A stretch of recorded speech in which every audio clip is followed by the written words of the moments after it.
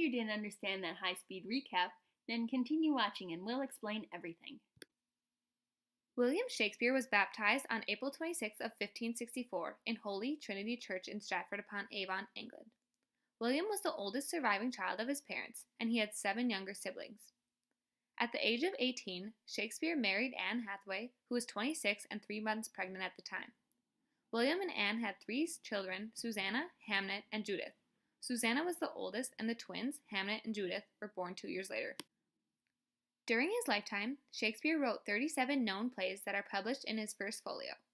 As You Like It is one of the plays within the folio. Shakespeare wrote this play in 1599 during the Elizabethan era when there was a high demand for this type of entertainment. The play was first performed between 1599 and 1600. It is believed to be the first play that was ever performed in the Globe Theatre. All of the characters in this play are purely fictitious, but inspiration was drawn from Thomas Lodge's play Rosalind. Shakespeare used the characters Rosalind, Celia, Silvius, and Phoebe from Thomas Lodge's original version. But Shakespeare changed the play by basing much of it in the Forest of Arden and eliminating Rosalind's evil brother. He also decided to add Touchstone for comic relief. An interesting fact about this play is that during some of the performances, Shakespeare would act out the part of Orlando's loyal servant, Adam. When Shakespeare turned 49, he retired and died 3 years later, on April 23, 1616. He was buried in the cemetery of Holy Trinity Church in Stratford-upon-Avon, the same church where he was baptized. Celia is the daughter of Duke Frederick. She is best friends with her cousin Rosalind, and when Rosalind is exiled, she follows her into the forest. When they go to the forest, Celia becomes Alina, and she also falls in love with Oliver. Rosalind is the daughter of the exiled King Duke Sr. To escape being killed, she runs off into the forest with Celia, and she dresses up as a man, called Ganymede. But before she is a guy, she falls in love with Orlando. Oliver is the eldest son of recently deceased Sir Roland de Bois. He doesn't like his brother Orlando, so he decides to deny him any type of education. Then, after seeing Alina, he falls in love with her, but she is actually Celia. Orlando is the youngest son of recently deceased Sir Roland de Bois. In the beginning of the play, he has no life worth until the wrestling match where he wins. At that wrestling match, he instantly falls in love with Rosalind, and then, in the forest, he becomes best friends with Ganymede until she becomes Rosalind again. Silvius is a lowly shepherd. He lives in the forest of Arden, and he is not the cutest man, but he is deeply in love with Phoebe. Phoebe is a shepherdess who lives in the forest of Arden. She falls in love with Ganymede, who is actually Rosalind, but then she ends up marrying Silvius. Audrey is a minor character in the play. She is a plain and ugly shepherdess, and she eventually falls in love with Touchstone for his wit and his humor. Touchstone is a beloved jester from the court of Duke Frederick. He follows Celia and Rosalind into the forest to protect them, and there he falls in love with Audrey, even though she is not that pretty. There are many people involved in this complicated story written by William Shakespeare. Sir Roland de Bois has recently passed away, and so his kingdom must be passed on to his eldest son, Oliver. Oliver has denied his younger brother, Orlando, the rights of a gentleman. He does not allow his brother to obtain a good education or any other basic rights that should be bestowed upon him. Oliver and Orlando fight about this subject often. After one of their recent confrontations, the older brother, Oliver, is approached by a professional wrestler. The wrestler tells Oliver that he has heard that Orlando will challenge him to a fight the next day, and the wrestler is worried that he will hurt Orlando, so he asks Oliver if he will intervene between them. Oliver tells him that Orlando is a poor sport and a cheater, so he does not deserve to be protected. The professional wrestler then tells Oliver that he will not go easy on Orlando any longer, and Oliver is delighted. In the kingdom where Oliver and Orlando live, the Duke Sr. has just been exiled to live out the rest of his days in the Forest of Arden, because he has supposedly committed treason. His brother, Duke Frederick, has overtaken the throne after his departure. Duke Frederick decided to allow Duke Sr.'s daughter, Rosalind, to stay in the castle because his own daughter, Celia, and Rosalind are inseparable. The next day, Rosalind and Celia decide to attend the local wrestling match, and they see Orlando's unbelievable victory against the professional wrestler that talked with his brother Oliver the previous day. Rosalind and Orlando see each other at the wrestling match, and it is love at first sight, but they do not tell one another. Rosalind just confides her feelings to Celia. Rosalind and Orlando both arrive home to discover terrible news. Orlando learns from his servant that his evil older brother is planning to kill him, so Orlando and his faithful servant flee to the Forest of Arden for safety. Rosalind has been told by Duke Frederick that he has had a change of heart and he no longer wants her in the castle, so he banishes her to the Forest of Arden just like her father, Duke Sr. Rosalind and Celia decide to leave the castle together because they cannot bear to live without one another. They bring along their court jester, Touchstone, to ensure their safety along their journey into the Forest of Arden. Rosalind and Celia also decide to disguise themselves, so Rosalind decides to dress as a man by the name of Ganymede because she is tall for a lady and this will make it more safe for travel, and Celia decides to go by the name Alina. Duke Frederick, Celia's father, is furious when he finds out that the disappearance of his daughter and niece coincides with the disappearance of Orlando. He demands that Oliver, Orlando's evil older brother, go on a manhunt for Orlando, otherwise Duke Frederick will take away his lands that he has inherited. Duke Sr., Rosalind's father, now lives in the Forest of Arden with many other men that voluntarily followed him into exile, and while they are enjoying dinner, Orlando bursts in and demands to be given food, because his loyal servant that came with him into the forest is losing strength and needs food quickly. Duke Sr. realizes that Orlando is the son of his former friend, so he gladly takes him into his company. In Orlando's spare time, he writes poems on the bark of trees in the Forest of Arden, because he is lovesick and misses Rosalind terribly. We will be performing Act 3, Scene 2 of Shakespeare's As You Like It. Rosalind and Celia are discussing matters in the forest.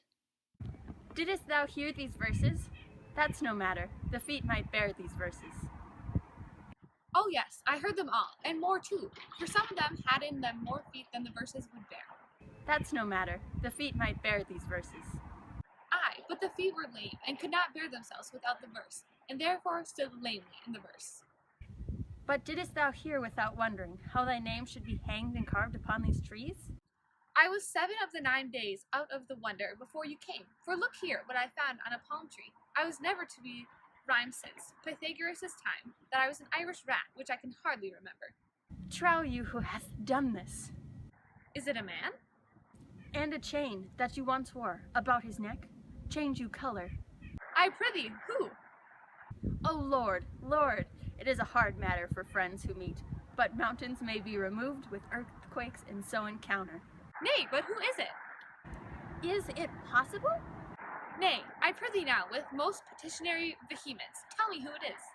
Oh, wonderful, wonderful, and most wonderful, wonderful, and yet again wonderful, and out of that all the hooping. Good my complexion. Dost thou think, though I am comparison like a man, I have a doublet and hose in my disposition? 1 inch of delay more is a south sea of discovery. I prithee, tell me who is it quickly, and speak apace. I would thou couldst stammer, that thou mightst pour this concealed man out of thy mouth, as wine comes from out of a narrow-mouthed bottle, either too much at once, or none at all. I prithee, take thy cork out of thy mouth, that may drink thy tidings. So you may put a man in your belly? Is he of God's making? What manner of man? Is his head worth a hat, or his chin worth a beard? Nay, he hath but a little beard. Why, God will send more, if the man will be thankful. Let me stay the growth of his beard, if thou delay me not the knowledge of his chin. It is young Orlando that tripped up the wrestler heels and your heart in both an instant. Nay, but the devil take mocking. Speak, sad brow and shoe maid. I faith 'cause 'tis he. Orlando? Orlando. Alas the day! What shall I do with my doublet and hose? What did he when thou saw him? What said he? How looked he? Wherein went he? What makes him here? Did he ask for me? Where remains he? How parted he with thee? And when shalt thou see him again? Answer me in one word. You must borrow me Gargantua's mouth first. 'Tis a word too great for any mouth of his age's size. To say A, and not to these particulars, is more than to answer the catechism. But doth he know that I am in this forest and in man's apparel? Look, he is as freshly as he did the day he wrestled. It is as easy to count autonomies as to resolve the propositions of a lover. But taste my finding him, and relish him with good observance. I found him under a tree, dropped like an acorn. It may well be called Job's tree, when it drops forth such fruit. Give me audience good, madam. Proceed. There lay he, stretched along like a wounded knight. Though it be pity to see such a sight, it well becomes the ground. Cry holla to thy tongue. I prithee, it curvets unseasonably. He was furnished like a hunter. Oh, ominous, he comes to kill my heart. I would sing my song without a burden. Thou bringest me out of tune. Do you not know I am a woman? When I think, I must speak. Sweet, say on. So you bring me out. Soft. Comes he not here? Yep. 'Tis he. Slink by and note him. Silvius the young shepherd confesses his love to Phoebe, a young shepherdess, but she does not want to hear about it. He begs Phoebe not to be so mean, but she mocks his love of her. During this dispute, Rosalind, who is dressed as Ganymede, and Celia, dressed as Alina, come out from their hiding place behind some trees. Rosalind confronts Phoebe, but Phoebe only sees a handsome young man. Then Rosalind, as Ganymede, tells Phoebe that she is not pretty, and she should just accept Silvius's love. This makes Phoebe instantly fall in love with Ganymede. Then Phoebe decides to write Ganymede a letter about how she feels about him, and has Silvius deliver it. The next day, Ganymede and Orlando have a lesson of love. Orlando asks Ganymede to forgive him for being late, but Ganymede refuses because a real lover wouldn't ever be late. Their lesson begins. Rosalind as Ganymede decides to accept Orlando's declarations of love, and Celia pretends to marry the couple. Orlando leaves to go meet with Duke Sr., and Rosalind tells Celia that she has fallen in love deeper with Orlando. Later that day, again, Orlando is late to meet with Rosalind. This time, though, he is 2 hours late, and it's still getting later. Silvius shows up to deliver the letter from the mad and spiteful Phoebe. Rosalind accuses Silvius of writing this letter because it is filled with harsh words that she believes. Silvius denies this, and Rosalind realizes it is a letter full of romantic declarations from Phoebe. Rosalind then sends Silvius away to Phoebe with a message saying that Ganymede will never love Phoebe unless Phoebe loves Silvius. The scene changes to Oliver and Orlando in the forest. Oliver is under a tree, and there is a snake that is going to bite him, but Orlando fights it off, even after thinking he shouldn't. Then, out of the bushes, a lion jumps out. Orlando thinks of letting the lion eat Oliver, but then decides to fight it off, and he wounds the lion's shoulder. During this fight, Orlando loses a lot of blood and soaks his handkerchief in blood, and tells Oliver to bring it to Ganymede as an apology for not showing up to the lesson of love. Ganymede and Alina hear the story from Oliver, and Ganymede faints. In the next couple of days, Oliver and Orlando meet up again, and Oliver tells Orlando that he has fallen in love with Alina, who is actually Celia in disguise. Oliver promises to Orlando that after he and Alina are married, the kingdom will be Orlando's. Orlando tries to be happy about this, but it just makes him miss Rosalind. Just then, Ganymede shows up to Orlando's college that he is living in, and tells him that he can find Rosalind. Ganymede then goes to Phoebe's, where Silvius is also staying. Ganymede says that if he is a woman tomorrow, that Phoebe must marry Silvius. So Phoebe agrees, knowing that Ganymede could never be a woman. The following day is the wedding day. Oliver and Alina are getting married. Ganymede and Phoebe are too, unless Ganymede doesn't show up, or if she turns out to be a woman. If Ganymede doesn't show up, then Phoebe will have to marry Silvius. Also, if Rosalind happens to show up, she will marry Orlando. Just before the ceremonies, Rosalind as Ganymede and Celia as Alina run into the forest. They both take off their disguises and return to the wedding dressed as themselves. Phoebe then realizes that the man she loves is actually a woman and agrees to keep her word and marry Silvius. At this point, Touchstone and Audrey also show up to the group wedding, and all the couples get married by Duke Sr. Then a messenger comes in for Duke Sr. and has a message saying that Duke Frederick has returned the throne to Duke Sr., and all the banished people may go back to live in the kingdom. In Act 3, Scene 2 of Shakespeare's play As You Like It, Rosalind realizes that Orlando loves her back. This is important because before she thought that she had only liked him. This scene also shows the strong female leads that are uncommon in Shakespeare's other plays. The themes of this section are undeniable love, the freedoms of the forest, and muddled borders of gender.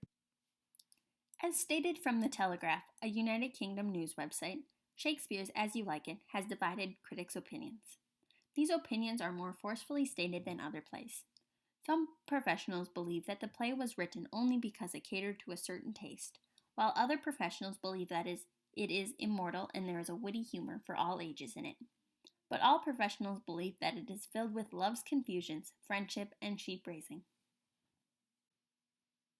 Personally, we enjoyed this play.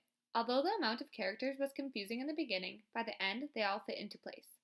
Throughout the play, the humor was evident and the plotline kept our interest. We liked how Rosalind played the lead character, and her plan was intelligent and worked out just as she had planned in the end. Overall, the play was a great comedy. Now, hopefully, this high-speed recap makes a little more sense than it did a few minutes ago.